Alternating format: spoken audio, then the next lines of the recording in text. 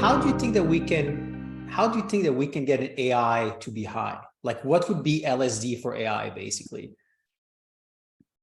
So, some kind of really interesting prompt that would just make it go nuts, right? I mean, you get that, but like it's interesting because I think, when we think about AI, there are two kind of big theories.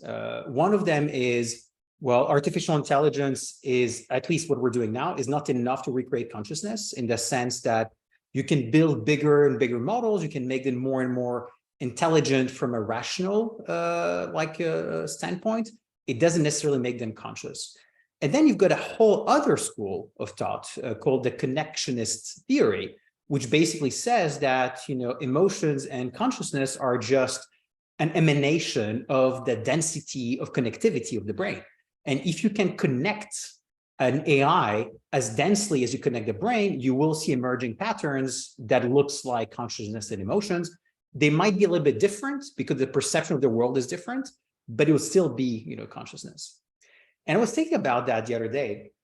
I was at this event in Paris called Power, where they basically invited a bunch of tech people to talk about tech and a bunch of indigenous people to talk about, the exact opposite of tech, right? So how do you go back to living with nature? And one thing I realized was that if you can recreate artificial consciousness in some capacity, then how can you actually tell that you're not yourself a conscious AI? Like that blurs away completely the difference between a human consciousness and AI consciousness. And so I kind of don't want to answer that question. And I hope that nobody's going to be able to build a conscious AI because, I'm very happy feeling that I'm sort of like a different type of animal here.